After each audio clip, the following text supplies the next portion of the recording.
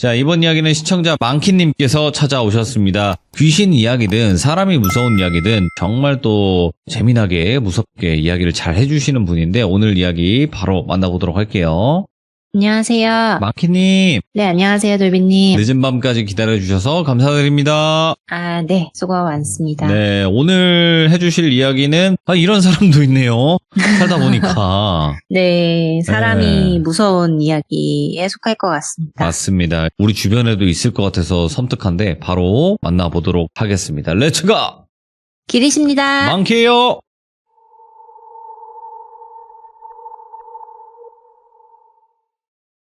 오늘의 주인공 똘순이는 미술품을 사랑하는 고객이십니다. 스타트업을 내시고 성공을 하신 자수성가한 여성이신데 지금은 40대이시고 네. 30대에 일어났었던 일들을 좀 해드리려고 해요. 이분이 스타트업을 내신 지 얼마 안 됐을 때 일에 미쳐서 결혼은 못 하셨었대요. 네. 그리고 그때 집값이 서서히 오를 때쯤에 집을 매입하게 됩니다. 어이구야. 좋은 타이밍에. 근데 좋은 타이밍인데 이 아파트가 교육의 중심지. 아이고야, 어딘지 알아요. 부자 동네인 그곳입니다. 예. 그래서 거기가 되게 낙후된 아파트들이 많아요. 그래도 그렇죠. 몇십억 하는 동네잖아요. 네, 맞아요. 그래도 나름의 큰 평수로 매입을 해서 안에 내부를 싹 다 인테리어를 마치고 입주를 합니다. 네. 솔직히 돌순이는 부모님이 부자는 아닌데 두 분 다 공무원 출신이셔서 연금을 받으며 살고 계시고 예. 부모님을 부양하지 않아도 되는 그런 점이 있었고 돌순이 스스로 성공을 해서 나는 결혼을 해서 교육의 중심지에서 꼭 살아야지 이 꿈이 있었대요. 예. 그래서 솔직히 늦었지만 결혼정보회사에서도 가입을 했고 나이가 좀 흠이었지만 외모나 자산 규모, 직업에서는 꽤 좋았기 때문에 선자리도 계속 들어왔었대요. 그리고 집을 매입하고 인테리어 공사도 끝나고 겨울이 거의 끝나갈 때쯤에 입주를 했대요. 그리고 집의 내부가 너무너무 예뻤대요. 들어가면은 옆에 걸려있는 작은 그림들 위에 조명들이 켜져 있고 화이트와 오크톤으로 이루어진 깨끗한 실내, 침대방, 드레스룸, 집에서도 일할 수 있게 꾸며놓은 현대식 서재, 되게 예쁜 집이었대요. 누가 봐도. 이제 똘순이는 낙후된 아파트라서 주차가 되게 난이었는데 그래도 이 곳이 너무 좋았대요. 역세권이기도 하고 상권도 너무 좋고. 근데 입주민들이 오랫동안 살아오신 분들이 많았대요. 그래서 새로 이사온 똘순이한테 관심이 되게 많았었대요. 몇 호 여성이 이사 왔다대 이러면서 막 관심 보이고 새로 이사 오신 분 맞으시죠? 이러면서 되게 많이 관심을 보였대요. 근데 특히 옆집 여성분이 되게 잘해주셨대요. 이분은 좀 나이가 있으셨대요. 한 40대 중후반 정도 되신 분이라서 옆집 언니라고 칭할게요. 이 언니랑은 한 8살에서 10살가량 차이가 나지만 결혼을 좀 일찍 해서 자녀는 이미 군대에 간 상태이고 현재 남편은 장기 출장을 간 상태라 혼자 사는 이 기분이 적적하니까 친하게 지내고 싶다 하면서 다가오신 거예요. 똘순이도 일 때문에 너무 바빠서 집에 밤 늦게 들어오고 그래서 자주 보진 못했는데 주말에 장 보러 같이 가자 하기도 하고 서로 나눔하면서 박스 안에 장 본 거 좀 나눠주는 것도 해주고 이렇게 소소하게 잘 지냈대요. 근데 옆집 언니는 살림을 한 지 20년이 훌쩍 넘었기 때문에 나름 베테랑이지만 똘순이는 솔직히 나이만 먹었지 일만 하느냐고 살림에는 역광이었대요. 세탁기나 냉장고는 누구보다 신형이지만 식재료가 다 곰팡이 필 정도고 바닥은 나름 깨끗한데 정리정돈이 잘 되어 있지 못하고 책상에는 종이들이 날아다니고 있고 화장대에는 화장솜, 면봉들이 계속 쌓여 있고 그리고 세탁도 엄청 밀려 있었대요. 그래서 이러면 안 되겠다. 그냥 내가 청소부를 고용하자라는 생각이 들었대요. 그래도 너무 다행이었던 건 음식을 집에서 잘 안 먹으니까 벌레가 꼬이진 않았대요. 그래서 청소하시는 분을 고용을 했고 기중품 분실 여부 때문에 중요한 서류나 이런 물품 같은 거는 금고에 넣어놨대요. 그러고서는 수요일이나 일요일 이렇게 2번 청소해 주시게끔 이제 이야기를 해놓은 거죠. 그래서 이제 청소해 주시는 분도 오시니까 집도 나름 깨끗해지고 쾌적한 집이 된 거예요. 그래서 친구들도 불러서 집들이도 할 수 있겠다 했는데 옆집 언니가 자주 집에 오기 시작했대요. 한참 했는데 너 생각나서 좀 더 했다. 또는 집이 너무 깨끗해졌는데 어떻게 관리를 하고 있는 거야? 이러면서 가정부 나도 고용할까? 막 이런 얘기도 하고 역시 돈이 많으니까 이런 것도 하는구나 이러면서 막 되게 부러워하고 그랬대요. 근데 청소하시는 분이 사모님 가끔 벌레가 보일 때가 있다고 제가 보이는 거는 다 잡기는 하는데 패치 같은 거 좀 붙여놓으면 좋을 것 같고 뭐 음식 드시거나 하면은 좀 바로바로 치우는 게 좋을 것 같다 이렇게 이야기를 하더래요. 그래서 여름이라서 낡은 집에 들어오는 건가? 배관 타고 이렇게 들어올 수도 있겠다 싶었대요. 근데 똘순이 집이 아무리 낡았어도 무너져가는 집도 아니고 층수도 나름 고층이었대요. 네. 10층이었는데 벌레가 어떻게 들어오지? 싶어가지고 옆집 언니한테 전화로 물어봤대요. 언니 혹시 집이야? 나 물어볼 거 있는데 언니 집 가도 돼? 이렇게 물어보니까 언니가 아니야 우리 집 오지 마 난장판이라서 내가 10분 뒤에 너네 집 갈게 이러고서는 전화를 끊었대요. 근데 똘순이가 언니 집은 이상하게 방문한 적이 없었고 언니가 자꾸 자기네 집을 온 거예요. 그래서 그날도 여김없이 자기네 집으로 왔대요. 언니가 이제 왔으니까 싱가포르에서 출장 갔을 때 사온 비싼 커피 그다음에 뭐 수제 쿠키를 플레이팅하고 언니를 기다리고 있었대요. 언니가 오더래요. 근데 오늘도 여김없이 너네 집은 진짜 너무 깔끔해 이러면서 그림도 한번 만져보고 소파도 막 눌러보고 뭐 이러면서 칭찬을 하더래요. 똘순아, 커피는 이런 거는 되게 비싸 보이는데 어디서 사는 거야? 너는 사업하는 애라서 그런지 먹는 것도 다르다. 이런 얘기를 하더래요. 되게 칭찬을 해주는 거잖아요. 그래서 똘순이가 뭐 징그럽게 왜 그래 이러면서 아직 시집도 못 갔는데 혼자 살아야 될 것 같아 이러면서 장난을 쳤대요. 그러고서는 그냥 커피 마시다가 본격적으로 이야기 나눈 게 이 아파트에 벌레가 좀 많은 것 같다. 언니 집도 그러냐. 이거 막으려면 어떻게 해야 될까? 세스코라도 불러야 될까? 이런 얘기를 주고받았대요. 그러니까 언니가 가끔씩 우리 음식물 처리장 가면은 뭐 여름이라서 바퀴벌레가 이렇게 있기도 하고 날벌레들이 배관 타고 들어올 때가 있다. 여름만 그러니까 뭐 하수구망도 해놓고 이러면 되지. 그렇게 방역업체 부를 정도는 아니다. 이렇게 얘기를 하더래요. 그래 뭐 비싼 동네지만 뭐 음식물 쓰레기 주변에는 항상 벌레가 꼬이니까 어쩔 수 없겠다 싶어서 바퀴벌레 약을 구매해야겠다 싶었대요. 그래서 언니한테 이렇게 얘기하는 게 언니 근데 나는 아무리 봐도 바퀴벌레가 세상에서 제일 무섭고 싫어. 소름 끼쳐. 이거 나는 진짜 손으로도 못 잡아. 이런 얘기를 했대요. 그러니까 언니가 무서운 거 하나도 없는 줄 알았는데 벌레도 못 잡고 애네 이러면서 언니가 그냥 좀 놀렸대요. 그냥 농담을 이렇게 주고받은 거죠. 그렇게 언니랑 이렇게 티격태격하면서 좀 친분이 쌓일 때쯤에 돌순이는 결혼정보회사에서 만난 남자와 첫 연애를 시작하게 돼요. 연애를 진짜 한동안 안 했다가 처음으로 연애를 시작한 거죠. 똘순이보다 나이는 좀 있었지만 교육직에 있고 뭐 반모태 안경이 참 잘 어울리는 조용조용한 남자였었대요. 근데 똘순이가 인생에서 일이 한 70%면 연애는 10%, 쉬는 게 겨우 한 잠자고 밥 먹고 하는 게 20% 정도였대요. 그래서 이 남자를 만나면 영화를 봐도 항상 자고 맨날 피곤해하고 이러니까 남자한테 3개월 정도 사귀고 나서 이야기를 꺼냈대요. 서로의 신분도 이제 확인됐고 코드가 나름 잘 맞는 것 같기도 하고 사는 데 있어서 서로가 불편하지만 않으면 결혼까지 생각해도 될 것 같다. 우리 사이는. 그러니까 우리 딱 반년만 살아보고 결정해보자. 우리 집 들어와서 살아볼 생각 없냐? 제안을 했대요. 그래서 남친이 고민을 해보다가 그래 한번 그렇게 살아보자 이렇게 해서 남친이 집으로 입주를 했대요. 다행히 남친이 수도권 쪽에 학교가 직장이라서 지하철역이 가까우면은 어디든 다닐 수 있었기 때문에 돌순이네 집에 들어와도 직장도 무리가 없고 나름 집도 넓고 흔쾌히 그렇게 살아보자 이러면서 결정이 난 거죠. 근데 직업적으로 이런 특성을 가졌는지 모르는데 돌순이는 사업가고 남친은 교육직이잖아요.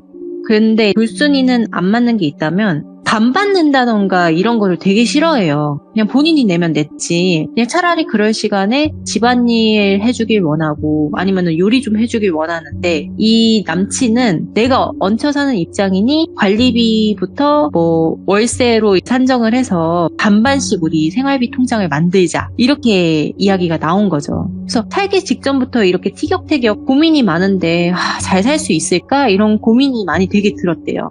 그래도 그런 거랑은 다르게 안 맞았지만 남친이랑 신혼처럼 잘 지냈었대요. 그리고 남친이 돌순이가 못하는 정리정돈을 잘하는 편이라서 좀 집이 나름 깨끗했대요. 청소하시는 분이 안 오셔도. 그리고 뭐 요리도 좀 잘 해주고, 청소하시는 분이 일하러 올 때는 남친이 집에 있으니까 이제 분실의 위험도 없고, 이런 소소한 삶이 너무 좋았대요. 그러면서 이 옆집의 언니가 자주 안 오기 시작한 거죠. 그러다가 한 번은 요리를 했는데 해물찜이었대요. 그래서 똘순이가 퇴근하고 돌아오니까 남친이 저녁으로 해물찜을 해놓은 거예요. 근데 좀 많이 한 거예요. 아, 너무 감동이긴 한데 이 요리를 자랑하고 싶다 이런 생각이 들어서 조금 담아서 옆집 언니한테 갖다 주자 해서 언니가 나 못 먹었을 때도 잘 챙겨줬으니까 언니한테 줘야겠다 해서 예쁘게 담아가지고 언니한테 갔대요. 연락을 했는데 안 받아서 배를 누른 거죠. 근데 반응이 없더래요. 그래가지고 봉투에 넣어가지고 문고리에 걸어놓고 문자를 남겼대요. 언니 내 남자친구가 해물찜 만들었는데 너무 맛있어서 따뜻할 때 챙겨 먹으라고 이렇게 이제 문자를 남겨놓은 거예요. 네. 근데 하루가 지나도 답이 없더래요. 그리고 다음날 출근을 하는데 문고리에 봉투는 사라져 있었대요. 아, 언니가 너무 늦은 밤이라서 답을 안 했겠지 하고서는 그냥 출근을 했대요. 그러고서는 며칠 뒤에 휴일에 남친이랑 바깥에서 걷고 있는데 그 옆집 언니를 마주친 거예요. 오랜만에. 그래서 인사를 했대요. 언니 내 남자친구 처음 보지? 하면서 인사를 하는데 언니 표정이 좀 좋지가 않더래요. 네. 아, 남자친구구나. 예, 반가워요. 지금 나 대급하게 갈 데가 있어가지고 나중에 인사하자 이러면서 가더래요. 그래서 빠르게 가는 언니한테 언니 그날 해물찜 언니가 먹은 거 맞지? 이러니까 무슨 해물찜? 그런 거 없었는데? 이러더래요. 예. 그래서 아니야 언니 내가 이따 전화할게. 빨리 가서 일 봐. 이러고서는 헤어졌대요. 아니 그러면서 이제 남친한테 이야기를 한 거죠. 분명히 이틀 전에 언니한테 해물찜 주고 갔는데 누가 가져갔나? 우리 아파트 보안이 이렇게 안 좋은가? 이렇게 허술한가? 이러면서 얘기를 한 거죠. 다음부터는 언니한테 직접 줘야겠다 이러면서 넘어갔는데 분리수거 날이 정해져 있대요. 근데 분리수거를 항상 남자친구가 해줬대요. 근데 돌순이는 퇴근하고 나와가지고 남친과 맥주 한잔 할 겸 야식 좀 차려서 먹어야겠다 싶고 남친은 분리수거를 하러 가고 그 상황이었대요. 그러면서 남친이 들어왔고 음식과 함께 맥주를 한잔하는데 남친이 맞다 나 아까 분리수거하다가 그때 옆집 분 만났었다. 그러니까 돌순이가 그래? 언니 요즘에 통 연락이 없다. 뭐하고 지냈는지 좀 궁금하네? 이러면서 그냥 맥주를 홀짝홀짝 마시고 있는데 남친이 그러더래요. 근데 이상하게 자기가 저번에 해물찜 포장해줬던 플라스틱 용기 있잖아. 그 용기를 버리는 걸 봤어. 그 용기가 내가 알땡 사이트에서 산 거라서 흔한 디자인은 아니거든? 그래서 바로 알아봤는데 그때 해물찜 먹었다고 얘기 안 하지 않았어? 이랬대요. 언니가 먹었으면 먹었다고 할 텐데 왜 그랬지? 이러면서 남친이랑 서로 좀 의아한 상황이 있었대요. 그래가지고 그냥 언니가 요즘에 정신이 없을 수도 있겠다. 그때도 바빠 보였는데 나중에 내 남친 정식으로 소개시켜주고 밥 한 끼 같이 해야겠다. 이런 생각이 딱 들었대요. 그래서 먹던 상을 안 치우고 똘순이가 그냥 들어가려고 하는데 남친이 자기야 자기 자꾸 이렇게 두면은 벌레 꼬인다고 이렇게 얘기를 하더래요. 그래서 아니 이제 추운데 벌레가 어딨냐고 나 벌레 못 봤다고 이러니까 갑자기 정색을 하더래요. 자기야 정말 몰라서 묻는 거야? 자기 집에 바퀴벌레 간간히 나오잖아. 그거 내가 다 잡고 있는데 몰랐어? 이렇게 얘기를 하는 거죠. 율순이가 퇴근하고 밤에 잠만 자고 이러니까 부엌에는 잘 안 간대요. 그래서 그런지 정말 몰랐대요. 청소하시는 분도 뭐 벌레가 계속 나온다는 이런 얘기도 안 해줬고 근데 남친도 벌레를 몇 번 계속 잡아왔었다 이렇게 얘기를 하니까 좀 집이 오싹해지더래요. 집에 있는 게 너무 싫더래요. 그래서 나 바퀴벌레 너무 싫은데 이거 왜 얘기 안 해줬냐. 패치제든 뭐든 사다가 우리 빨리 약 쳐놓자고 이렇게 얘기를 했대요. 근데 남친이 하는 말이 아니 그냥 쓰레기집 마냥 엄청 많은 건 아니고 가끔 부엌에 있으면은 한두 마리가 이렇게 작게 기어간다.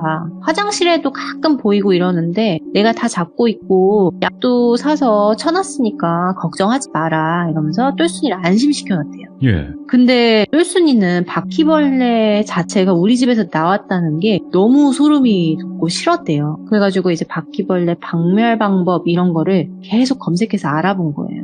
최고로 강하다는 바퀴벌레 퇴치 약들을 다 사왔대요. 종류별로. 그래가지고 구석탱이에 다 붙였대요. 그러다가 이제 옆집 언니랑 또 연락이 닿은 거죠. 그래서 다시 연락이 잘 돼서 이제 통화로 이야기를 하는데, 아, 언니, 우리 집에 바퀴벌레 좀 자꾸 나오는 것 같다. 언니네 집은 안 그래? 이러니까, 우리 집은 안 그런데? 너 자꾸 막 뭐 먹고 흘리고 그래서 그런 거 아니야? 이렇게 얘기를 하더래요. 일단은 약 다 쳐놨으니까 박멸되고 우리 집 와서 편하게 저녁 식사하자. 내가 남친 소개도 제대로 못 해줬지? 그러면서 주말에 몇 시 시간 돼? 이렇게 하면서 약속을 잡았대요. 그렇게 언니가 오기로 한 날이 일요일 점심이었대요. 그래가지고 장을 봐서 전구를 끓여서 함께 먹기로 한 거예요. 그래서 언니가 왔는데 예전과는 다르게 표정이 좀 좋았대요. 그리고 여김없이 소파에도 앉아보고 부엌도 와서 이리저리 구경하고 뭐 화장실도 왔다 갔다 하고 하면서 집을 계속 둘러보더래요. 예. 항상 언니가 이렇게 집 구경을 하긴 하는데 그날따라 유독 이리 갔다 저리 갔다 하더래요. TV는 뒤에 뭐가 있어 막 이러면서 보고 빨래는 어떻게 하는 거야 이러면서 세탁기도 구경하고 이러더래요. 근데 좀 정신이 없으니까 언니 오늘은 왜 이렇게 왔다 갔다 해? 이러니까 우리 집도 인테리어 하려고 하는데 너네 집은 어떻게 했나 궁금해서 좀 보려고 한다. 너네 집이랑 우리 집 구조가 비슷하잖아 이러더래요. 이건 얼마에 했어? 그래서 똘순이가 뭐 얘기를 해줬어요. 이거는 얼마에 했고 이건 얼마에 했고 인테리어 업자 뭐 소개받고 싶으면은 내가 했던 분 소개해주겠다 이렇게까지도 얘기를 한 거예요. 그래서 티타임을 하다 보니까 시간이 딱 됐대요. 그리고 청소하시는 분이 그날 방문하기로 되어 있어서 방문을 했고 언니가 커피를 이제 마시다가 청소하시는 분을 딱 보자마자 청소하시는 분이 안녕하세요 하면서 아는 척을 하더래요. 그러니까 옆집 언니가 예 나중에 또 보자 이러면서 잘 먹었어 하고서는 그냥 집을 나갔대요. 그래서 그냥 둘이 그냥 분리수거하거나 쓰레기 버리다가 오다 가다 뭐 만났나 보다 하면서 넘어갔는데 네. 청소를 하면서 대청소 수준은 아니라 청소기를 밀고 닦고 설거지 뒷정리 해주는 정도라 한 4시간, 5시간 정도 이제 지나가지고 청소하시는 분이 퇴근을 했대요. 그렇게 깨끗하게 이제 다 치웠잖아요. 그냥 끝인가 보다. 바퀴벌레랑도 다 끝이다 생각을 했는데 며칠 뒤에 재앙이 이제서야 시작이 되더래요. 자는데 소리가 들리더래요. 돌순이가 좀 이상하게 잘 때마다 좀 간지럽고 팔다리가 뭔가 기어다니는 그런 느낌이 간혹 깼대요. 예. 그걸 불 켜보면은 뭐가 있는 것도 아니고 남자친구도 비슷한 걸 느낀 거예요. 이거 좀 이불에 뭐가 있나 보다. 이거 찐득이 있는 것 같다. 우리 이불 바꾸자 하면서 다음날 이불을 걷었대요. 근데 침대가 벽과 이렇게 붙어 있었는데 네. 이불이 그 안에 끼어 있으면은 꺼내야 되잖아요. 근데 이불을 쭉 빼는데 흑갈색의 뭔가가 더덕더덕 붙어 있다가 갑자기 샤라락 하고서는 어딘가로 다 사라지더래요. 돌순이는 그날 소리를 지르며 거품을 물어요. 남친도 그걸 보고 경악을 했대요. 너무 많은 숫자에. 그러면서 돌순이가 집안일을 안 하다 보니 보는 일이 그거 하나뿐이었지만 남친은 벌레를 몇 번 봤다고 했잖아요. 이렇게까지 많을 줄은 몰랐었던 거예요. 아니 분명히 약을 쳐놨는데 왜 더 숫자가 많아졌지? 너무 이상한데? 하면서 우리 이거 업체 불러야 될 것 같다고 얘기가 나온 거죠. 아니 요 며칠 그래도 잡고는 있었는데 줄지 않아서 좀 문제가 있었다고 생각은 했다. 이렇게 얘기를 하는데 돌순이가 그걸 보고서는 일단 우리 집 나가자고. 나 여기서 더 이상 못 살겠다고 해서 간단한 짐만 싸서 나왔대요. 그래서 회사 근처 호텔에서 지내고 방역업체를 부른 거죠. 당장 예약을 해서 방역업체가 집을 방문했대요. 그래서 이조차도 무서워서 똘순이는 집을 가질 않았대요. 남친이 직접 갔대요. 2-3명의 방역업체 사람들이 와서 기계 소리 나고 이러니까 옆집에도 좀 시끄러웠었나 봐요. 네. 옆집 언니가 문을 빼곡 열고 남친 씨 무슨 일이에요? 이러면서 물어봤대요. 저희 집에 바퀴벌레가 자꾸 박멸이 안 돼가지고 업체에 불렀다고 이러니까 갑자기 걔는 또 돈을 물 쓰듯이 쓰네 이러면서 내가 그런 거 부를 필요 없다니까 이러면서 문을 그냥 닫더래요. 그래서 저분이 저런 면도 있었나? 하면서 의아한데 방역업체 대표분이 와가지고 이야기를 하시더래요. 우리가 소독은 일단 다 했다. 근데 바퀴벌레 이 알을 구석 곳곳에서 발견했고 이 바퀴는 집에서 사는 바퀴는 아니다. 밖에서 들어온 애들인데 얘네들이 어떻게 이렇게 번식을 한 건지는 좀 의문이긴 한다. 근데 이게 배관이나 하수구통에서 들어올 사이즈는 아니다, 얘네들이. 그러니까 그 집에서 번식 잘 안 하는 이질바퀴라고 하나요? 좀 큰 거 있잖아요. 예. 그런 바퀴였대요. 예. 근데 이 바퀴가 이렇게 집 안에서 번식이 되는 일은 되게 희박하다고 이야기를 하고, 습성 중에 하나가 얘네들은 구석 중에서도 구석, 절대 안 보이는 부분에다가 알을 낳는데, 몇 가지 흔적들을 보면은 소파 뒤, 침대 밑, 뭐 냉장고 밑, 전자레인지 뒤, 그림 뒤 등에 사람들은 안 보일 수 있지만 얘네들이 그냥 지나가는 길목에다가 알을 툭툭 낳고 다니는 것도 좀 이상하다. 이건 추측인데, 바퀴벌레를 고의적으로 뭐 들여오지 않는 이상은 바깥에서 사람 몸에 붙어서 몇 마리가 계속 왔거나, 아니면은 뭐 박스나 다른 물건들에 바퀴알이 묻어서 왔거나, 그런 경우일 수도 있다. 네. 방매 조치는 해놨는데 또 나오게 되면 연락 주세요 하고서는 가신 거예요. 다시 집으로 똘순이가 돌아왔는데 찜찜했대요. 그러면서 청소하시는 분께 더 급여를 얹어주면서 모든 집안에 있는 가구들을 다 빨래해달라고 하고 소독해달라고 한 거예요. 그간에 있었던 일을 청소하시는 분께 다 얘기를 한 거죠. 이러이러한 일이 있었고, 아마도 음식물 쓰레기 버리러 가실 때나 분리수거 하실 때 좀 더 조심해달라고, 네. 몸 털고 들어오시라고 이렇게 신신당부를 했대요. 그러니까 청소하시는 분이 예 그럴게요. 근데 좀 높아심에 말씀을 드리는 건데요, 이러면서 말끝을 좀 흐리더래요. 얘기해보세요. 뭐 때문에 그러세요? 이렇게 얘기를 하니까, 옆집에 계신 주인분이요, 자주는 아닌데 자꾸 하단 쪽에서 뭐를 맨날 수집하시는 거를 몇 번 본 적이 있고 여러 마주친 적이 있다. 근데 이분이 뭘 수집을 하는 건지 뭘 씹는 건지는 모르겠지만 그분이 오셨을 때도 이렇게 묻어서 온 거는 아닌지 그런 부분이 좀 미심쩍어서 이야기 드린다, 이러면서 이야기를 하더래요. 그래서 옆집 언니를 의심하고 싶지는 않았는데 청소해주시는 그분이 이런 얘기를 괜히 했을 리도 없고 계속 머릿속에 맴돌았대요. 그 언니는 화단에서 뭘 했던 거지? 이런 생각도 들고, 그래서 남친이랑 그날 옆집 언니에 대해서 좀 저녁에 이야기를 했대요.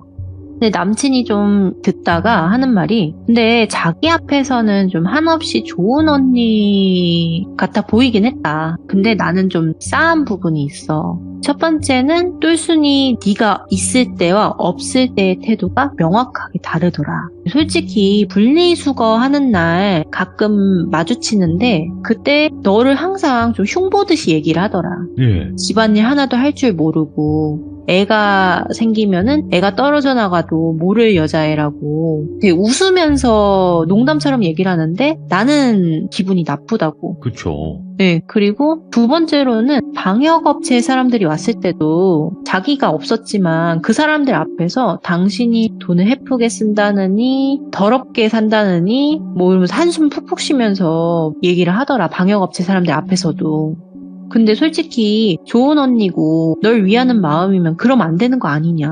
이거는 뭐 싫은 사람 일부러 까내리는 것도 아니고 솔직히 여자의 세계와 뭐 이해가 안 간다, 이런 식으로 얘기를 했대요. 근데 돌순이는 그걸 처음 듣잖아요. 근데 머리를 한 대 맞은 기분이었대요. 왜냐면은 언니가 항상 자기 앞에서는 요즘은 여자가 가장이다, 일도 열심히 하고 살림살이 남자가 하면 된다, 그리고 가정부도 고용하면 되고 나는 네 일을 멋지게 해내는 그런 동생이 정말 멋지다고 생각한다, 존경한다, 이러면서 얘기를 했었대요. 칭찬을 여러 해줬는데 언니가 뒤에서 그렇게 나를 욕했었나? 배신감이 들더래요. 근데 뭐 언니가 바퀴벌레를 끌고 왔다라는 증거는 없잖아요. 그냥 이 언니랑 상종하지 말아야겠다, 최대한 마주치지 않아야겠다 했대요. 분리수거도 일부러 아침 일찍에 출근 전에 하러 가고 마주치지 않는 시간대에 왔다 갔다 하고 그렇게 지냈대요. 진짜 마주치질 않았대요. 근데 시간이 훌쩍 지나서 옆집에 짐이 빠지더래요. 예? 이사를 가는 거죠. 어떻게 이렇게 연락 없이 가나 서운함도 있었고, 연락해보려니 그럴 만한 정도 이제 다 떨어진 상태라서 돌순이와 옆집 언니의 사이는 끝이 나요. 근데 이 언니가 뭐 월요일 날에 이사를 갔다고 치면은 그 주말에 집주인이 와서 방역업체부터 불렀대요. 왜냐면은 이걸 어떻게 알았냐면 그때 돌순이가 불렀던 방역업체의 차가 주차장에 세워져 있어서 알았대요. 근데 집주인과 대화의 기회가 생겨서 이런저런 이야기를 했대요. 네. 처음에는 솔직히 돌순이가 그 언니가 집주인인 줄 알았었는데 아니었던 게 첫 번째로 의아했던 부분이고, 두 번째는 집 문이 열려 있어서 살짝 봤는데 이상한 악취가 났던 거예요. 그래서 집주인이 신발장 앞에 서서 코 막고 서 있고 방역업체분들은 마스크 쓰고서 일을 하고 있는 거를 똘순이가 봤대요. 그래가지고 똘순이가 어디로 이사 갔는지 아냐. 이렇게 빨리 이사가 버려서 좀 아쉽다. 집을 빨리 이렇게 팔릴 줄은 몰랐다. 이렇게 얘기하니까 이분이 네? 그분은 세입자예요. 제가 집주인인데요. 오. 그래서 이분 계속 월세로 사셨는데 방 빼기로 한 지는 좀 몇 개월 됐었다고 이렇게 이야기를 하더래요. 그냥 뭐 어디로 간지는 모르겠고 나는 집 산 지 한 5년 정도 됐다고 집주인 된 지는. 원래 이 여자분이 남편이랑 아들이 같이 살았는데 이혼했다고 들었다. 아들도 엄마랑 연락을 안 하고 있고 남편과도 좋게 헤어진 거는 아닌 걸로 안다. 나도 이거 월세를 좀 올려야 되고 여러 문제가 있었는데 이 여자분 사정이 좀 딱해가지고 내가 1년 정도 더 봐주고 있었던 거다. 이렇게 이야기를 하더래요. 그래서 그런 일이 있었구나 하면서 언니가 나한테 이런 얘기를 한마디를 한 적 없는데 이 언니의 정체는 뭘까 생각이 들더래요. 근데 집주인분이 근데 사정을 봐줬으면은 깨끗하게라도 쓰지. 집이 무슨 쓰레기 집도 아니고 진짜 쓰레기 더미처럼 살아왔었대요. 그리고 얼마나 더럽게 썼으면 바퀴벌레가 너무 많고 알도 너무 많아서 방역업체분들이 고생을 했대요. 예. 그리고 집주인분도 그걸 보고 스트레스를 너무 많이 받았고 그래가지고 똘순이가 저희 집도 바퀴벌레가 갑자기 많아졌는데 이거 연관이 있는 걸까요? 하면서 그 방역업체 직원한테 물어봤대요. 방역업체 직원분이 근데 그때 집 치웠을 때도 그러고 여기도 그러고 똑같은 바퀴 종이다. 근데 잘 모르겠지만 이 알이 여기서는 부화한 지 얼마 안 된 것 같다고. 빨라봐야 일주일도 안 된 것 같다고 이 지금 알들이. 그래서 이거는 빨리 처리할 수는 있지만 그때 똘순 씨네 집에는 이미 부화하고도 시간이 오래 지난 바퀴들이었었다고. 그거는 좀 다르다 이렇게 얘기를 하더래요. 이 바퀴가 집안에서 이렇게 증식되는 경우는 거의 없는데 이 아파트 되게 신기하네요 이러고서는 계속 일을 하더래요.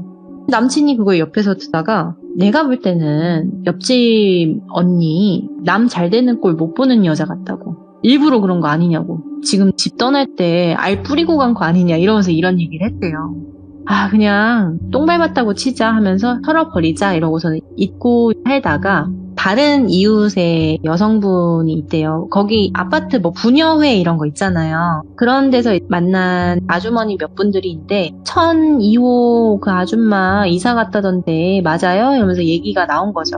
그래서 이사 저번에 갔고 지금은 공실인 것 같다. 며칠 뒤에 누가 들어온다더라 이런 얘기가 오간 거죠. 근데 다른 부녀의 한 분이 근데 그분 좀 이상하지 않았어요? 이렇게 얘기를 한 거죠. 예. 그래서 똘순이가 이분이랑 친하셨냐 이렇게 물어보니까 그렇게 친한 건 아니었는데 옛날에 문화센터 몇 번 같이 다니면서 이야기 몇 번 나눴었는데 좀 사람이 이상해가지고 멀리하게 되더라 이런 얘기를 하더래요. 그래서 정확히 어떤 일이 있었는지 좀 얘기해 줄 수 있냐 저도 좀 이상한 게 있어서 그렇다 이러면서 물어본 거죠. 근데 거기서 알게 된 사실은 그 옆집 언니는 고등학교를 졸업하자마자 집안 사정으로 그 아파트에 그 당시에 시집을 온 거예요. 네. 근데 남편이 나이도 좀 있고 돈도 많았대요. 근데 이 옆집 언니를 식모 취급을 한 거예요. 결혼을 했지만. 근데 아들이 태어났는데 아들도 그걸 보고 자라서 엄마를 그렇게 무시했대요. 그러다가 남편이 바람이 난 거예요. 살림에 차려서 나가는데 아들도 같이 간 거예요. 되게 떳떳하게. 두 집 살림하고 있다가 완전히 떠나버리고 집도 와이프의 동의 없이 처분을 해버린 거예요. 그렇게 살다가 새로 바뀐 집주인이 사정을 얘기를 하고 나가달라고 해가지고 만기가 돼서 나간 거예요. 그런 상황이었던 거예요. 근데 어디로 갔는지는 다들 모르지만 이분이 좀 그런 과거가 있어서 그런 건지는 모르겠는데 그 이후부터는 예쁘거나 잘 나가는 여자들만 보면 그렇게 욕을 했대요. 그러니까 정말 그러면 안 되겠지만 801호에 되게 예쁜 여대생이 살아요. 그러면은 제 밤마다 어디 돌아다니던데 몸 파는 거 아니냐 이러면서 막 흉을 보고 이런 식으로 되게 많이 흉을 보고 다녀서 이미 부녀회에서는 그 옆집 여자랑 좀 멀리하는 사이였다고 하더라고요. 근데 똘순이는 그걸 몰랐었던 거고 그래서 똘순이도 자기 집에 바퀴벌레가 엄청나게 많이 나타났던 이 사건을 이 부녀에 얘기를 해준 거예요. 그래서 방역업체까지 불렀고 이러이러했다. 지금 그쪽 집도 다 그러냐 이러니까 그분들이 소름 돋아 이러면서 팔을 막 털더래요. 우리 아파트 가끔 공원에 바퀴벌레가 이렇게 있는 경우는 있어도 집에 안 들어와요. 그러면서 우리 아파트가 얼마나 방역도 소독도 깨끗하게 하는데 우리가 관리비 많이 내는 이유가 있다고 손사래를 치더래요. 그 여자가 들여놓은 거 아니야? 이러면서 이런 얘기도 하고 똘순이도 정황이 물증은 없지만 심증이 항상 나타났던 게 이 언니가 오면은 자꾸 가구를 만져보고 이리 보고 저리 보고 했다고 했잖아요. 이랬을 때 뭔가를 놓은 건 아닐까 이런 의심이 들더래요. 근데 이게 심증이기 때문에 증거는 없었고 그래서 뭐 신고도 못하고 그냥 단순 해프닝으로 끝났지만 살다 보니 이런 엽기적인 사람도 있구나 라는 거를 깨달았다고 합니다.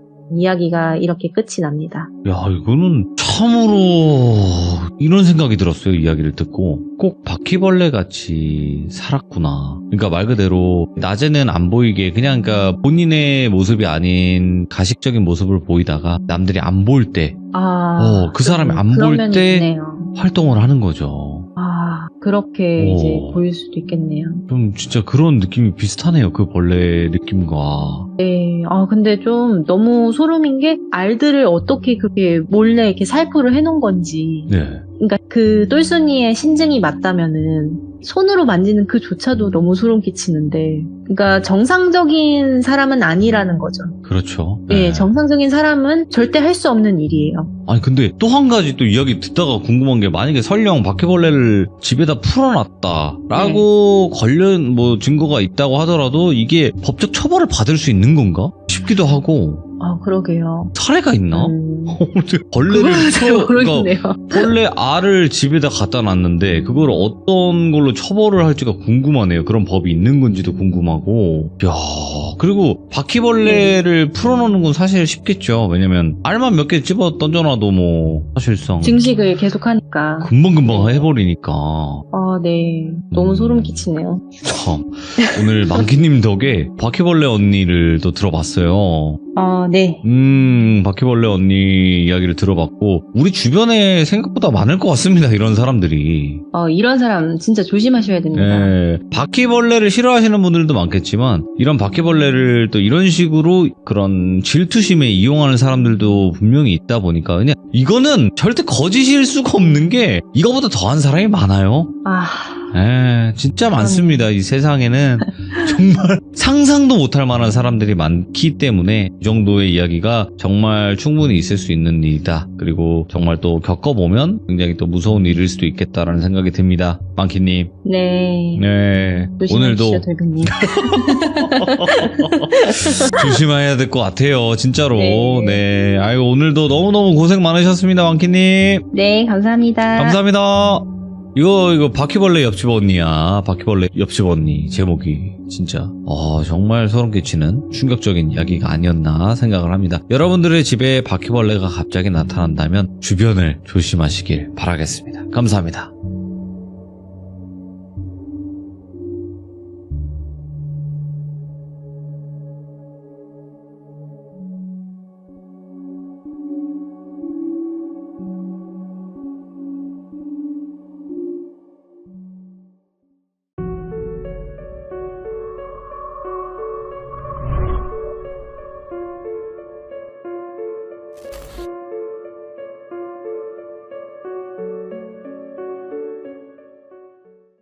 자, 여러분들 반갑습니다. 이번 이야기는 시청자 동네꼬마님을 전화 연결을 하도록 하겠습니다. 안녕하십니까? 안녕하십니까? 잘 지내셨습니까? 네, 반갑습니다. 동네꼬마님. 아이고, 반갑습니다요, 돌비님. 네, 지금 눈이 많이 오고 있나요? 첫눈이? 네? 아니, 저 지금 계속 돌비님이 지시하셔서 차랑 길이랑 지금 쓸다 들어왔습니다. 아시지 않습니까? 그러니까 다 하셨냐고요? 지금 방송 중이세요? 죄송합니다. 예. 지배인이라 잘 모르겠습니다. 예. 네네, 알겠습니다. 이미 다 송출이 되어버렸습니다. 이 비밀이. 진짜요? 네, 다 송출이 돼버렸고. 네, 돌비님 눈 오는데 세차는 좀 너무하잖아요. 세차는 좀. 원래 세차는 물 뿌리고 얼고 다시 하고 계속 반복하는 겁니다. 예. 돌비님 손에 감각이 안 느껴져요. 자, 오늘 동네 꼬마님께서 세차하시다가 이렇게 전화 받아주셔서 감사드립니다. 네, 감사합니다. 네. 자, 오늘 해주실 이야기는 바로 한번 출발을 해보는 게 어떨까 생각하면서 외쳐보도록 하겠습니다. 렛츠가! 기리십니다. 동네 꼬마예요.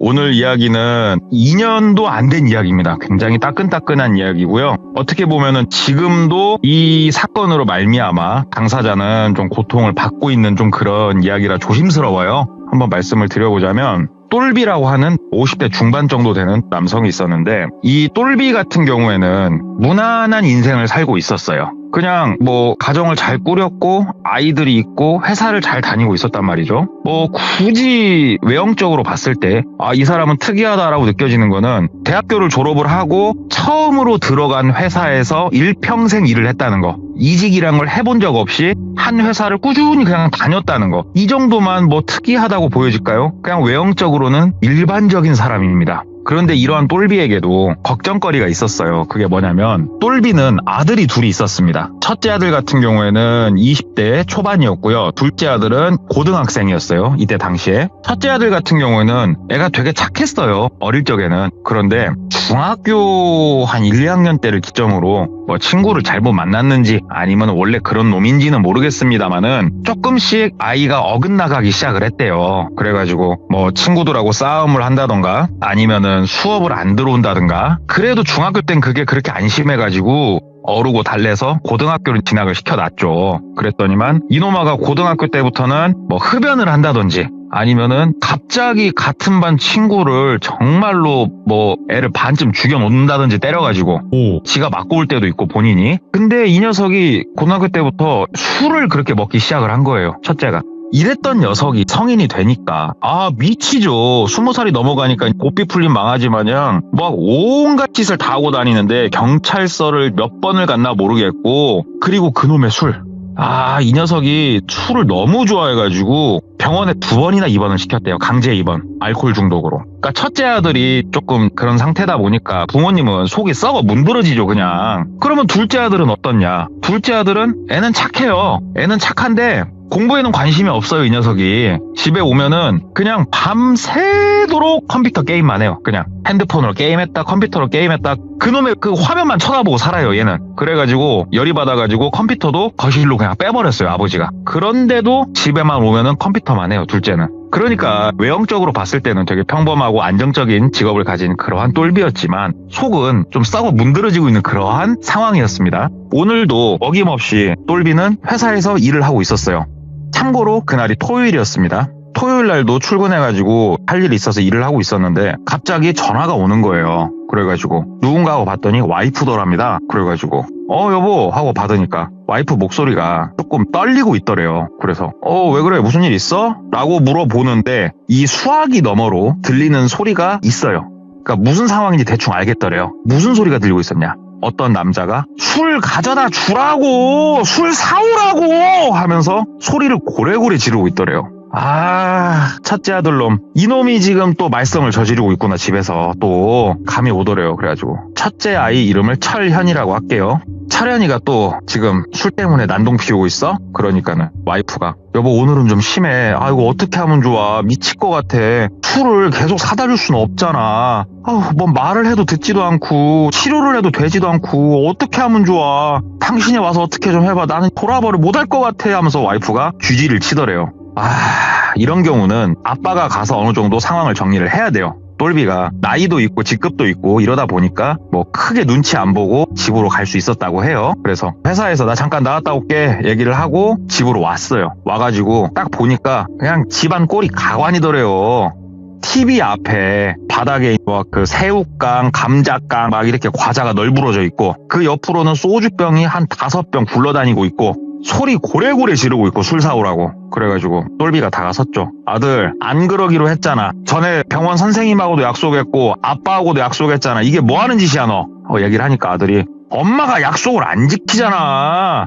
소주를 냉장고에 가득 쟁여놓기로 약속했잖아. 이게 뭐야? 하고 막 소리를 지르는 거예요. 똘비가 여보 당신 그런 약속 한 적 있어? 그랬더니 와이프가 고개를 절레절레 저으면서 여보 내가 미쳤어? 집에다 술을 사다 놓게? 아우 쟤 왜 저래? 하고 막 얘기를 하는 거예요. 그러니까 똘비가 너 이런 거 어디서 배웠어? 어디서 거짓말까지 해가면서 술 더 먹고 싶으면 네가 나가서 사가지고 오던지 나가서 처먹던지 야 이 새끼 집에서 엄마한테 이게 뭐한 짓이야? 하고 뭐라고 한 거예요. 집에 들어오면서부터 똘비의 분노 게이지는 한 93% 정도 차 있었단 말이에요. 뚜껑이 들썩들썩해요. 똘비도 사람인지라. 근데 첫째 이놈이 오늘따라 진짜로 뭘 잘못 먹었는가 그냥 소리 고래고래 지르고 난리도 아니더래요. 그러니까 똘비가 심호흡을 한 5-6번 딱 하고 그동안 2번 정도 입원을 시켰었으니까 얘를 그 의사 선생님들이 해주신 조언들이 있지 않습니까? 알코올 중독은 선생님 이거는 질병입니다. 이거를 질병으로 주변에 있는 가족들이 인정을 해주고 도와줘야 됩니다. 이게 약으로 치료할 수 있는 질병이 아닙니다. 본인의 의지가 제일 중요한 질병입니다. 이것은. 그래가지고 꾹꾹 눌러 담으면서 아들 딱 보면서 아들아 아빠 눈 봐봐. 너 안 그러기로 했잖아. 마지막으로 병원 들어갈 때 너 그때 눈빛 바뀌었었잖아. 같이 이겨내보자고 네가 나한테 같이 도와달라고 그랬었잖아. 너 왜 그래? 그러니까 아들이 막 피식피식 웃으면서 믿을 걸 믿어 장난도 못 치냐. 술이나 먹자고. 약속 지켜 술 사오라고 하면서 그러고 있더래요. 그래서 오케이 일단 여보 물 한 잔만 좀 부탁해. 이 녀석 물 좀 먹이면서 얘기하자. 술이 너무 취했다. 물 좀 갖다 줘. 그러니까 와이프가 따뜻하게 꿀물을 타다 주더래요. 네. 꿀물을 앞에다 딱 놔주면서 자, 더 얘기를 해보자. 얘기를 쫑알쫑알 하는데 이거 뭐 벽 보면서 얘기하는 것 같더래요. 이제 막 분노를 참기가 힘들어요 지금 똘비가. 근데 갑자기 철현이가 엄마 시끄럽고 됐고 술 사오라고 하면서 그 주머니에서 1,000원짜리 하나를 이렇게 빼가지고 엄마 쪽으로 던지면서 사와 막 긁더래요. 똘비가 야 이 새끼 하고 소리를 지르니까 똘비 갑자기 에이씨 그러면서 엄마가 준 그 꿀물 잔 있잖아요. 컵 이걸 엄마 쪽으로 집어 던지더래요. 근데 이게 뭐 노렸는지 아니면은 던졌는데 우연찮게 맞았는지 모르겠으나 엄마 광대뼈에 그 컵이 맞은 거예요.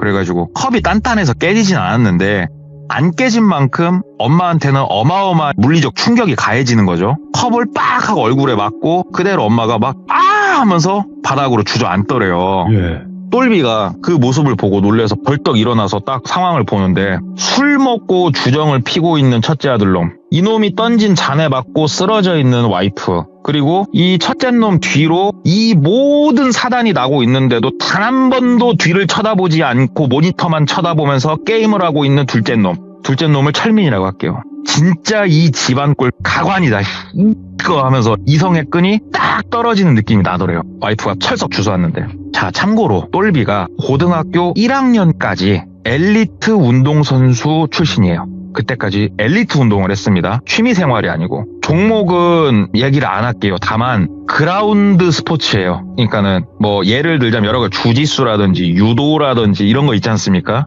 이러한 그라운드 투기 종목을 했던 사람이에요. 굉장히 딱 봐도 이 사람은 몸이 단단하고 뭐 힘이 세겠구나 라고 느껴지고, 또 아는 사람들은 아는 그거 있죠. 만두귀라고 그러죠. 만두귀. 귀가 좀 찌글찌글해요. 이 사람이. 건들면 안 되는 존재예요. 똘비는 사실. 그런 사람이 이성의 끈이 끊어졌어요.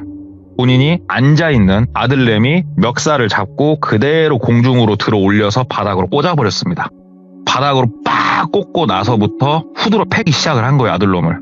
이 천하의 호자식 개노무새 막 하면서 열심히 두드러 패기 시작을 했대요. 그러니까 와이프가 막 다가와가지고 막 말리더래요. 바지를 잡고 여보 그러지 말라고, 폭력은 안 된다고 하는데 똘비가 눈이 돌아 있잖아요. 눈깔이 돌아가지고는 와이프를 툭 밀쳤어요. 막지마! 하면서 탁 밀쳤는데 이게 본인도 힘 조절이 안 되는가 와이프가 우당탕탕 하고 넘어가더래요. 저쪽으로. 이게 뭐 제3자가 멀리서 지켜보면 진짜 콩가루 집안이에요 지금. 막 그렇게 있다가 갑자기 똘비가 머릿속으로 무슨 생각이 드냐, 내 손으로 뿌린 이 악마의 씨앗 같은 내 손으로 이 세상에서 지워야겠다는 생각이 들더래요.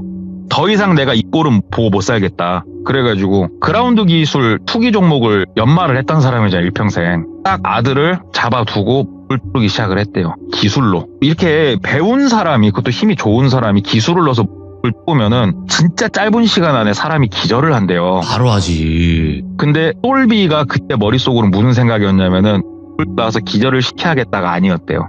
목뼈를 부러뜨려야겠다 이 생각으로 쪼았대요. 힘을 뿌악 주는데 갑자기 하면서 앉아서 게임만 하던 아들놈이 자리에서 일어나더래요. 그러더니 딱 돌아서가지고 뚜벅뚜벅 다가오더니 아빠 팔목을 잡고 이렇게 흔들더래요. 힘 빼 아빠, 힘 빼 그러더래요 아들이.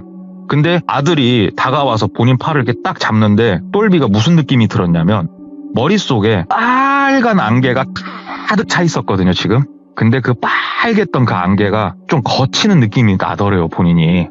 그러면서 본인이 화들짝 놀랬대요. 아이고 내가 이게 뭐 하는 짓이냐 하면서 손을 탁 뿌리치고 손을 펴고 이제서야 주변을 둘러보는데 피떡이 돼 있는 첫째 아들, 아주 걱정스럽고 심오한 눈빛으로 나를 바라보고 있는 둘째 아들, 저 옆에 쓰러져 있는 와이프. 뭐야 내가 왜 이런 짓을 하고 있지? 내가 뭐 미친 건가? 내가 이성을 잃어도 이 정도는 아닌데 막 이러고 있었대요. 그러니까는 둘째 아들 철민이가 아빠 밖에 나가서 바깥 공기 쐬면서 얘기 좀 해요. 아빠 잠깐만 같이 나가주세요 그러더래요. 그래가지고 나가자. 그래 나가자 이놈아 하고 나갔답니다. 그랬더니 아들이 쇼핑백 같은 거 하나 들고 앞장서서 나가더래요. 그래서 졸졸졸 따라갔답니다. 아파트 후문을 나가면은 그 산책로 같은 게 좀 있대요 여기가. 거기에 이제 앉아서 쉴 수 있는 벤치가 있는데 거기에 벤치에 나란히 앉았대요. 이때까지 둘이 아무런 말이 없었고 아들이 아빠 형 그렇게 병원 다니고 때려서 될 문제가 지금 아니에요 그러더래요. 그래가지고 뭔 소리야? 그러니까는 저기 아빠 부탁 하나만 좀 드릴게요 그러더래요. 그래서 말을 해봐 그랬더니 저 아버지한테 오늘 이 이야기들을 좀 하고 난 이후에 형이 뭐 치료가 되든 아니면 뭐 어떤 일이 발생을 하든 모든 일이 끝나기 전까지는 저 따로 나가서 살 수 있게 도와주십시오 그러더래요. 그래서 야 이 새끼야 어른하고 말할 때는 앞뒤 자르지 말고 얘기해. 무슨 얘기를 할 건데? 그랬더니 그럼 아빠가 도와주실 거라 믿고 말할게요 그러더래요. 그래가지고 말해봐 그랬더니만 둘째 아들이 지금 고등학생이잖아요. 이 녀석이 초등학교 한 3학년 4학년 때 처음으로 이상한 걸 보기 시작을 했대요 본인이. 그러니까 소위 우리 시들무에서 이야기하는 영안이 트인 아이였어요. 근데 이게 본인 스스로가 몇 번 주변 사람들한테 이야기를 했었는데 바보, 거짓말쟁이 뭐 이런 취급을 본인이 받았던 거예요. 그래가지고 본인이 그냥 굳이 그걸 얘기를 안 하고 살고 있었대요. 어린 나이지만. 그러다가 형이 고등학교 1학년 때인가? 저녁에 형이 들어왔는데 형 뒤편에 그림자가 따라서 들어오더래요. 근데 그림자가 어떻게 따라 들어왔냐면은 검은색 사람 모양이 형 뒤통수에 형을 바라보는 모양으로 풀로 붙인 것처럼 딱 달라붙어서 그렇게 와 있더래요. 이게 너무 특이한 모습이었대요. 그래가지고 형 뒤에 뭐가 붙어있지라는 생각을 했대요. 형 모양을 따라서 뒤에 그대로 사람 모양 하나가 더 그림자가 붙어있는 거예요. 그래서 그런가 보다 이렇게 지냈는데 그때부터 형이 술을 먹기 시작을 하고 더 과격하게 이상하게 변하기 시작을 했다. 이거는 내가 분명히 알 수가 있다. 아들이 얘기를 하더래요. 그래서 더 얘기해보라고. 그러니까 그러다가 형이 고등학교 한 2학년 말 때쯤이었을 거다고 여느 때와 다름없이 봤는데 형 뒤에 그 그림자가 있었고 그 그림자가 형 몸에 더 파고든 상태였다. 그런데 처음으로 그 그림자 머리가 뒤로 이렇게 젖히더니 내 쪽을 바라보더라 얘기를 하더래요. 이 그림자는 형 뒤통수를 향해서 딱 달라붙어 있기 때문에 둘째 아들 철민이 입장에서는 얼굴이 보일 수가 없는 건데 이 그림자가 더 몸에 깊숙이 달라붙더니 머리를 뒤로 제끼고 쓱 돌려가지고 철민이를 바라본 거예요. 이때 너무 무서웠대요. 그림자다 보니까 정확한 눈, 코, 입은 보이지 않았으나 분명한 거는 웃고 있었다는 거예요. 그래가지고 뭐가 저렇게 재밌나 하면서도 되게 무서워가지고 가만히 이렇게 보고 있는데 그 그림자가 처음으로 이야기를 했고 철민이도 태어나서 처음으로 영적인 존재가 이야기하는 걸 그날 들었대요. 뭐라고 그 그림자가 이야기를 했냐면 다 죽을 거라고. 이들은 다 죽을 거다고. 근데 네가 하는 걸 봐서 살려줄 수도 있다고. 이 목소리가 엄청난 저음이 동굴 안에서 이야기하는 것처럼 웅웅 울리면서 그렇게 들렸대요. 본인은. 너무 무서워가지고 가만히 있었대요. 가만히 있으니까 아무한테도 이야기하지 말라고. 아무한테도. 그러면서 씩 웃으면서 다시 형 쪽으로 고개를 돌리더니 그림자가 형 뒤통수에 푹 파묻히듯이 머리 반쯤이 들어가더래요. 너무 무서워서 본인이 이 어린 고등학생, 중학생, 이 어린 아이가 점집을 찾아다닌 거예요. 부모님한테 말을 할 수가 없었대요. 부모님한테는 이게. 그래가지고 어린애가 알아봤자 뭘 얼마나 알겠습니까? 그런데 다행히 어떠한 무속인 분이 이 아이를 불쌍하게 여기셨는지는 몰라도 뭐 비법을 하나 알려주셨대요. 눈 마주치지 말라고. 그 형하고. 형하고 눈 마주치지 말고 무슨 일 일어나도 그냥 신경 쓰지 말라고. 그냥 네가 지금 이 어린 네가 할 수 있는 건 그것밖에 없다고 그렇게 얘기를 하더래요. 사실상 중학생이면요 되게 어려요. 우리 나이 먹고 돌이켜보면 내가 중학생일 때는 다 컸던 것 같아도 이 말을 고지고대로 듣고 부모님한테 말도 못하고 이 어린아이가 꾹꾹 참으면서 살았던 거예요. 근데 집에서 형하고 눈도 안 마주치고 이야기도 안 하고 그럴 수 있는 방법은 하나밖에 없었대요. 모니터만 쳐다보고 있었던 거예요. 그래서 미친 듯이 모니터만 쳐다보고 있었던 거예요. 얘가. 그리고 형이 나날이 낭폭해졌고 이 음주 이게 심해졌는데 똘비도 이 이야기를 들으면서 이거는 신기하네라고 느꼈던 건 뭐냐면은 그 주변을 소리를 지르고 물건을 어지를 때도 이 첫째 아들이 그 이상한 짓을 할 때도 철민이 둘째 아들 쪽은 안 어질렀어요. 이거 뭔가 특이하네. 크네? 이 녀석 말이 뭐 일리가 있네? 맞네? 이 생각이 들더래요. 그래서 뭘 어떻게 해야 되는데 그러니까는 일단은 아빠 뭐 좀 이상하게 들리실지 모르겠지만 굉장히 유명하고 용한 무당을 찾아가 보세요. 이거 병원에 입원해서 될 문제가 아니에요. 아빠 제가 봤을 땐 그래요. 그래가지고 알겠다고. 근데 너는 왜 나간다고냐고 그랬더니 그때 그림자가 분명히 그랬다고. 이 사실을 이야기하면 나부터 죽이겠다고 그랬다고. 아빠 나 무섭다고. 근데 집안을 가만히 이렇게 놔둘 순 없는 거 아니냐고 망가져가는 걸. 아빠 나 나가 있겠다고 무섭다고. 그 얘기를 듣는데 차마 어떻게 못 하겠더래요. 그래서 일단 알았다. 그리고 그 자리에서 여동생한테 전화를 했대요. 이 아이한테는 고모죠. 여동생이 졸업반 출신이에요. 이혼해가지고 혼자 살고 있었어요. 그래가지고 그 둘째 놈 철민이 있잖냐고. 철민이 좀 너한테 좀 맡길게. 나 집 리모델링 공사 좀 하고 하려고. 학교랑 가는 거 좀 봐주고 내 거 카드 하나 줄라니까 그걸로 애기 밥도 사 먹이고 니도 밥 사 먹고 좀 희라. 이렇게 얘기를 해가지고 그 자리에서 그 여동생하고 쇼부를 마치고 너 그럼 이 길로 가라. 니 거 짐은 아빠가 갖다 줄라니까 너 그럼 가 하고 본인 거 카드를 아들 편에 보냈어요. 그렇게 둘째 아들을 보내놓고 딱 생각을 하는데 둘째 아들이 가면서 똘비한테 쇼핑백을 쥐어줬거든요. 이 쇼핑백 속을 들여다봤더니 뭐가 있었냐. 좀 큰 사이즈의 복조리가 들어있었어요. 복조리 아시죠? 뜰채처럼 생긴 거. 그러면서 아들이 하는 말이 자기도 무서워서 백방으로 알아보다가 구한 아이템이다. 이게 뭐냐 그랬더니 대한민국에서 굉장히 유명한 종갓집에서 쓰던 복조리라 이거예요. 이게 복조리가 애군을 막아주는 그런 효과가 있다라고 뭐 얘기를 하더래요. 그래서 안 좋은 기운을 막아주기 때문에 이거라도 집 한쪽에 놓고 엄마라도 주라고 얘기를 하더래요. 그래서 알았다 하고 복조리를 들고 집에 들어갔더니 아들은 뻗어 있더래요. 거실에 뻗어 있고 와이프는 식탁에 앉아가지고 그 얼굴 감싸고 있고 탱탱 부었더래요. 그 컵에 맞아가지고. 그래서 와이프하고 얘기를 했죠. 여보 사실 둘째가 요래조래 해갖고 막 얘기를 하니까 와이프가 그랬냐고. 그 녀석이 좀 이상한 걸 본다라고도 옛날에 내가 잠깐 생각한 적 있었는데 그냥 그랬나 보네. 혼자 얼마나 그 어린 것이 힘들었을까 하면서 막 울더래요. 그래서 그러면 여보 이게 다른 사람들이 우리를 쳐다봤을 땐 미친놈 같겠지만 한번 무속적으로 한 번은 시도를 해봅시다 라고 얘기를 했대요. 그랬더니 와이프도 해보고 안 되면 다시 병원 다른 데 더 큰 데로 가보자고. 그래서 그때부터 수소문을 시작을 한 거예요. 막 수소문을 하는데 이게 생각보다 찾는 게 어렵더랍니다. 이게 왜 그러냐면은 진짜 용하고 유명하고 이런 사람을 찾아야겠는데 주변에 물어보면은 거기 잘 봐 이러지 거기 대한민국 1번이에요 이렇게 소개를 해줄 만한 사람이 없더래요 주변에. 그래서 이걸 어떻게 해야 되나 하다가 같은 회사를 다니는 과장이 있었는데 회사 사람들하고도 이 어려운 상황에 대해서 믿는 몇몇 사람들하고는 저녁에 소주 한잔 하면서 터놓고 얘기를 했어요. 얘기를 좀 하니까 내가 한 명 소개를 해주겠다. 되게 유명하고 진짜로 잘 본다고 하더라. 그리고 소위 말하는 퇴마에 특화되어 있는 무당이라고 한다. 그래서 소개 한번 해줘봐라. 그랬더니 차 타고 한 1시간 정도 그렇게 멀지 않은 거리에 그분이 계시더래요. 무당이. 그래가지고 전화를 하고 사정 설명을 하고 이야기를 해가지고 2주 정도 있다가 그 무당을 만나게 됐대요. 그래서 2주일 동안 와이프는 그 여동생 집에 보내놨대요. 그래서 철민이하고 같이 생활할 수 있게 보내놓고 똘비가 이제 첫째 아들 케어를 한 거죠. 다 큰 아들이니까 크게 케어할 건 없었지만 2주간 그렇게 아슬아슬한 시간을 보내고 첫째 아들을 데리고 간 거예요. 철현이를 데리고 딱 가가지고 무당 앞에 앉아가지고 막 얘기를 하는데 무당이 한참 들여다보고 신기 있는 무당이니까 사주팔자를 푸는 무당이 아니니까 크게 묻는 것도 없더래요. 이렇게 하더니 입을 떼더랍니다. 이거 귀신이 씌어도 단단히 씌었다. 니네 가족 다 죽을 뻔했다. 이 귀신이 니네 집에 들어와가지고 니네 집에 있는 좋은 기운이랑 기운은 지금 골수 끝까지 쪽쪽 빨아먹고 있는 형국이고 이 기운이 다 하면은 니들 다 죽이고 다른 집으로 넘어갈 거다 이놈.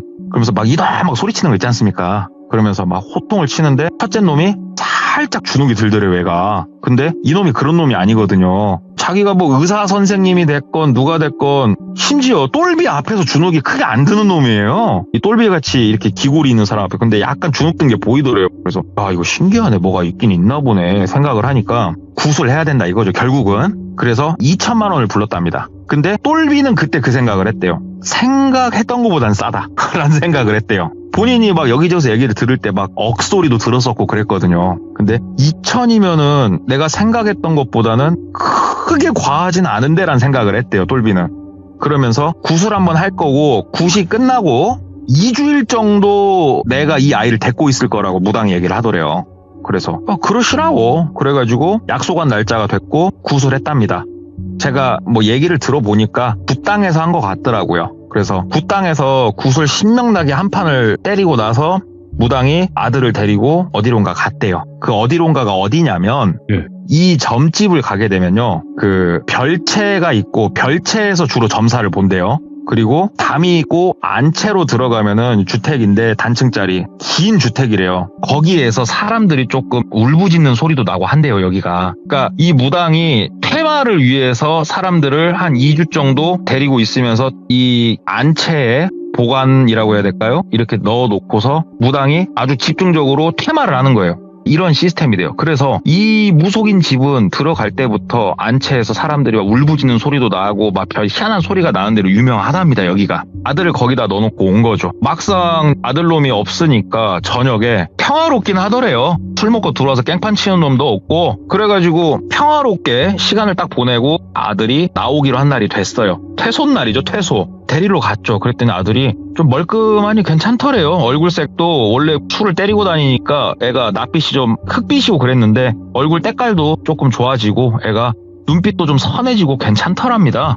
그래서 가가지고 철현아 아빠 나 어때? 좀 괜찮니? 그러니까는 철현이가 아빠 미안해요 글더래요. 그래가지고 무당을 이렇게 보니까 무당이 끄덕끄덕 하더랍니다. 그래서 선생님 너무 감사합니다. 선생님 너무 감사합니다 하고 철현이를 데리고 집에 왔어요. 집에 와가지고 며칠 데리고 있었죠. 그런데 철현이가 상태가 좀 이상해요 얘가. 그러니까 무당이 얘기를 했어요. 퇴마를 하면서 이렇게 타격이 있을 수가 있다. 그러니까는 군데군데 좀 멍이 있을 수는 있다. 솔직히 말해서 이게 뭐 뼈가 부러진다던가 근육이 파열되는 이런 건 아니다. 그러니까는 그런 걱정은 하지 마라. 애초 양해를 구해놨었기 때문에 이게 보니까 군데군데 멍 흔적은 좀 있더랍니다. 아이고 고생이 많았네 정도만 생각을 했는데 이 녀석이 이렇게 오들오들 떨어요. 오들오들 막 떨고 그 다음에 멍하니 앉아갖고 벽을 쳐다보면서 가만히 있던지 아니면은 갑자기 밥을 막 때려 넣다가 토한다든지 아니면은 한 20시간 이상을 노브레이크로 그냥 잠만 잔다든지 정상은 아니잖아요 지금 이 모습들이.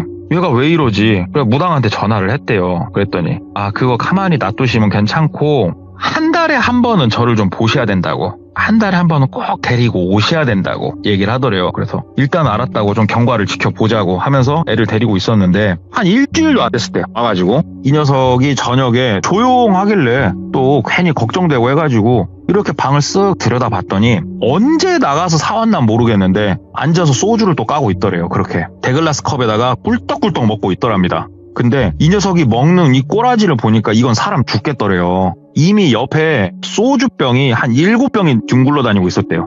데글라스 컵으로 소주를 쉬지 않고 계속 마시는 거예요 이놈이. 그리고 옆에는 아직 까지 않은 소주병이 한 10병이 넘게 쌓여있고 그래가지고 똘비가 막 가가지고 잔을 뺏었죠. 너 이 뭐 하는 거야? 그랬더니 술 먹고 싶다고요 그러더래요. 근데 말투며 눈빛이며 이거 퇴마받기 전으로 그냥 돌아갔더래요 이놈이. 그래서 속으로 아이고 둘째 아들 철민이하고 와이프 아직 오지 말라고 한 게 잘했구나 내가 싶어가지고 너 뭐 술 생각 안 나고 그런다며 괜찮다며. 그러니까는 아빠 나 괜찮으니까 술 좀만 더 먹을게요. 나 안 취했어 안 취했다고 그러면서 하는데 아무리 봐도 옛날로 돌아왔어요. 그래가지고 그날 밤에 또 술 때문에 아들하고 한바탕 씨름을 하고 다음날 좀 짜증이 나서 전화를 했죠 무당한테. 보쇼 내가 처음부터 큰 기대는 했던 건 아닌데 아, 이게 뭐냐고. 그냥 돌아왔는데, 거기서 2주 동안 그냥 술만 강제로 못 마시게 한 거냐고. 그러니까 무당이, 글더래요. 술을 마신다고요? 글더래요. 그래서, 똑같아요. 예전하고 똑같아요. 그러니까, 아버님, 아들 데리고 지금 당장 한번 와보실래요? 글더래요. 그래가지고, 또 혹시 나잖아요, 사람이. 그래서 아들을 데리고 또 쪼르륵 갔대요. 가가지고, 무당이 아들을 이렇게 쓱 보더니, 이럴 수는 없는데, 글더래요. 와, 뭔 소린데요? 그러니까는. 아닌데, 아버님, 이거는 불가능한데? 저기 한 2, 3일만 저한테 잠깐만 더 맡기실래요? 글더래요. 그래서, 해보라고. 집에 데리고 와봐서 지금 골치만 아프니까 병원이나 알아봐야겠다 싶어가지고, 맡겨놓고 나와가지고 병원을 좀 알아보고 있다가, 한 3일 있다가 갔대요, 아들한테. 그땐 또 이놈이 고분고분해져 있더래요. 그러면서 무당이 한번 또 경과를 좀 지켜보시라고, 괜찮다고 그래가지고 집에 데리고 왔고, 또 한 일주일이 채 못 돼가지고 또 술판이 벌어졌고, 무당한테 또 얘기를 했더니 무당이 진짜로 와, 이럴 순 없다고, 진짜 이럴 순 없다고 막 그렇게 얘기를 하더래요. 근데 됐고, 당신은 됐고, 나 병원이나 내야겠다 하면서 병원을 알아보고 있었는데, 똘비도 혼자 회사 다니랴, 아들 케어하랴, 무당하고 싸우랴, 병원 알아보고 시간이 없는 거예요, 솔직히. 이때 또 회사가 바쁜 시즌이었대요. 그래가지고 일단은 병원을 당장 지금 얘가 오늘 내일 하고 그런 건 아니니까 병원을 알아보고 급하게 하진 않았는데, 집에 들어왔더니 아들놈이 앉아가지고 달달달달달달 떨고 있더래요. 그래가지고 아들한테, 너 왜 그래요? 그러니까 아들이 술도 안 먹고 있더래요, 지금. 그래가지고, 야, 너 왜 그냐? 그러니까 아들이, 아니다고.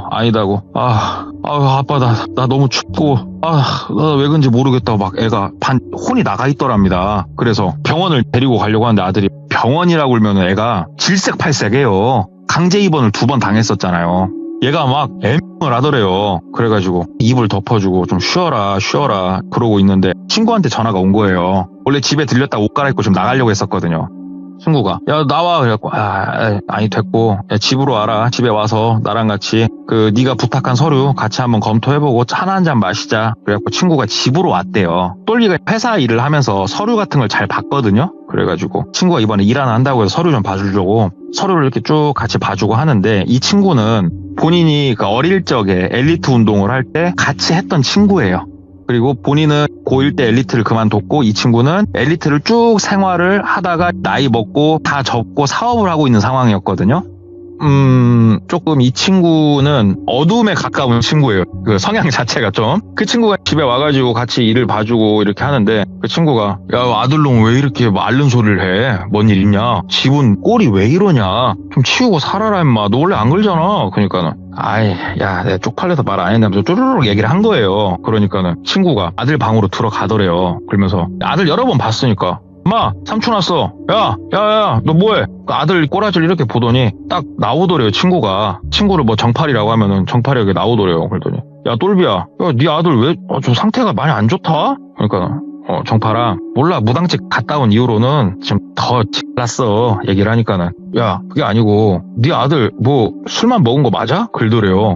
그래가지고, 알코올 중독이라고 말했잖아. 그랬더니, 야, 이 새끼야, 내가 술 먹고 정신 나간 놈 한두 놈 봐? 저건 술이 아니야, 이 새끼야. 그러더래요. 그래가지고, 무슨 소리야? 그러니까, 야, 저거는 나쁜 약 관련해가지고 금단 증상 왔을 때 딱 저 모양이라고. 내가 몇 번 봤다고. 뭐라고? 야, 이거 그럼 아들 데리고 가서 이거 검사해봐야겠다. 그랬더니 정팔이가 딱 똘비 팔목을 잡더래요. 그러면서, 야, 엄마, 생각 잘해. 괜히 검사하다가 양성 뜨잖아. 네 아들 빨간 줄 그어진다. 그거 알아? 알고 해도 모르고 해도 줄 그어지는 게 그 나쁜 약이야, 임마. 생각 잘해, 이 새끼야.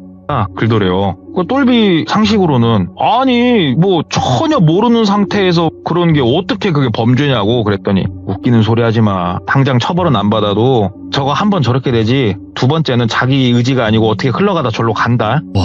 그러면 무조건 가중처벌이야. 또 생각 잘해. 이거 마냥 그냥 검사부터 할 게 아니다. 내 주변 여러 봤다. 그러더래요.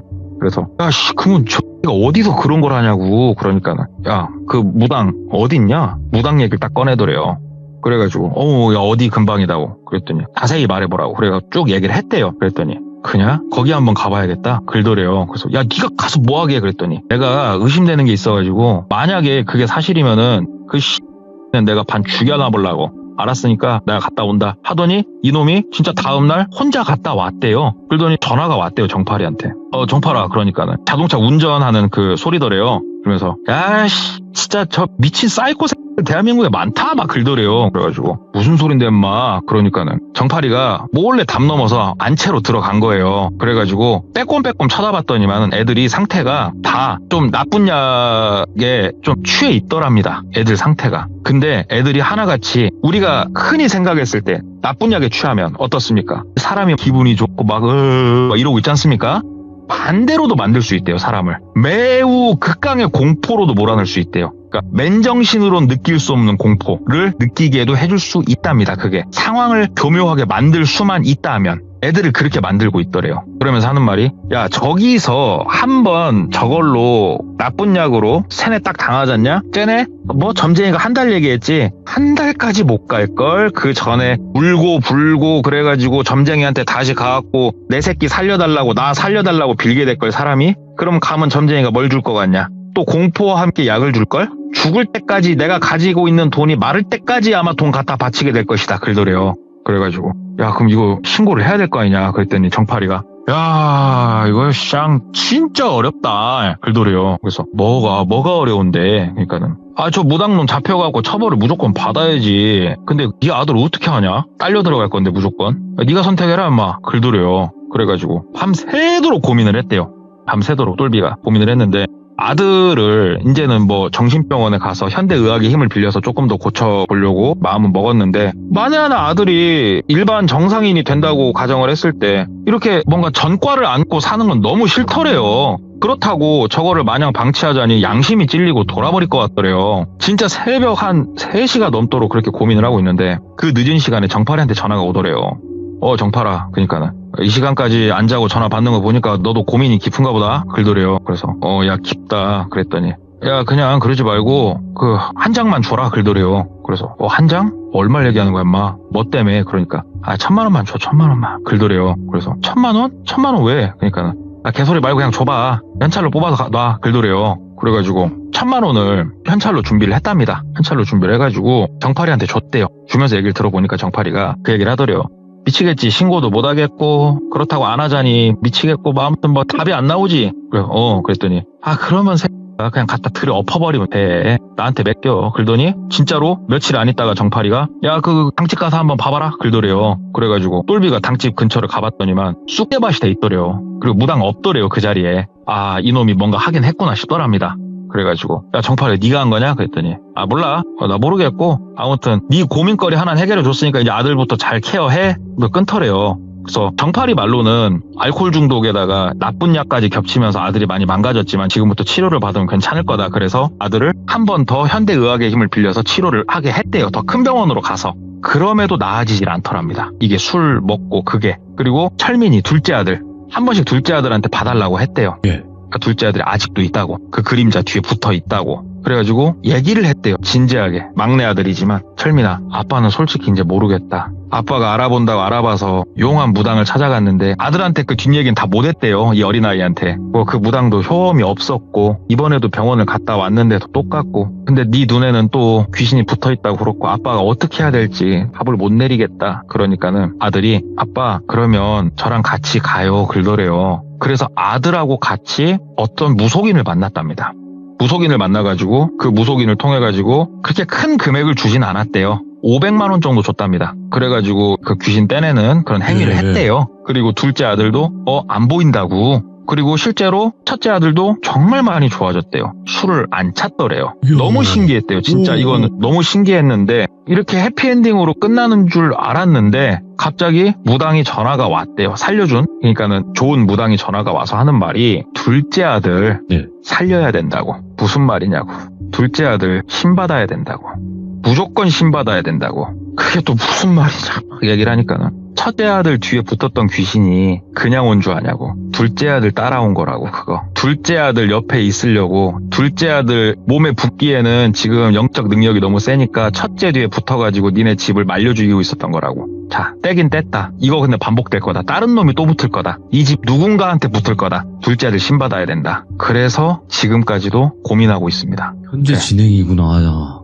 지금 그 얘기가 하나 있어서 끝이 좀 갑자기 끝나는 느낌이 없잖아 있는데 그래서 둘째 아들은 지금 신내림을 아직 받지는 않았고요. 그렇다고 어떻게 해야 될지도 모르겠고 예. 그렇게 시간이 지금 흐르고 있는 중입니다. 야, 근데 고민될 수밖에 없는 상황이지 이건. 그러니까 실제로 음. 뭔가 과학적으로 설명되지 않는 뭔가를 경험한 집안인 건 맞아요. 네. 보니까. 음. 그런데 내 아들이 그것 때문에 뭔가 뭐 다른 이유 때문에 신을 받아야 된다?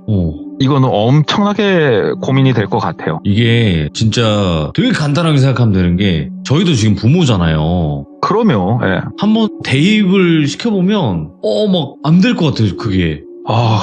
안 되죠. 진짜 그러니까 선뜻 받아야지 이게 안 될 것 같은 느낌이죠. 그쵸. 또 그러다가 결국은 뭐 영적으로만 말씀을 드리자면 뭔 또 사달이 나고 그래서 끝끝내 어쩔 수 없이 받던가 또 이러한 코스를 밟게 되겠죠. 그럴 가능성이 좀 크겠죠. 그렇죠. 안 그럴 수도 있고요. 예. 섣불리 뭔가 말하기 참 그렇죠. 어렵네요. 쉽지 않죠. 왜냐면 또 이제 그 길을 가시는 분들이 계시니까 항상 무속의 길을 가시는 분들도 버티다 가는 거예요. 그리고 돌비님 이게요. 네. 이 이야기를 저 이분하고 그렇게 안 친해요. 네. 돌비님한테 제가 말씀드렸잖아요. 네. 그냥 얘기하면요. 이렇게 디테일하게 절대 얘기를 안 해줘요. 근데 나 동네 꼬마다. 나 돌비 채널에 나가는 동네 꼬마다. 네. 돌비 채널을 봐라. 그리고 내가 한 번쯤은 당신 이야기를 사람들한테 얘기를 하고 그 고민을 같이 나눠보고 싶다. 네, 그러면요. 생각보다 정말 디테일하게 들을 수 있거든요. 그러니까는 나름 제 호기심도 좀 충족을 하면서 같이 고민도 해볼 수 있고 저는 이래서 돌비 채널이 너무 좋아요. 저도 좋아요. 예. 아무튼. 너무 좋아. 네, 동네꼬마님 너무너무 오늘 이야기 감사드리고 또 많은 분들이 어떤 의견을 달아주실 것 같습니다. 댓글로 영상이 올라간다면. 그래서 예. 아마 그분도 참고를 할 수 있지 않을까? 그 여러 가지 의견 중에서 이렇게 생각을 네. 하고 응원 좀 많이 해주시길 맞아요. 부탁드리겠습니다. 네, 응원도 좀 많이 부탁드리도록 할게요. 오늘 동네꼬마님 고생 많으셨습니다. 네, 감사합니다. 네. 많은 분들의 의견이 댓글로 남겨질 것 같고요. 근데 한번 생각을 저도 이렇게 입장 바꿔서 생각을 했을 때 정말 쉽지 않은 결정일 것 같습니다. 그래서 우리 귀족님들께서도 이야기를 다 들으셨으니까 여러분들의 의견을 댓글로 꼭 남겨주시길 바라겠습니다. 고맙습니다.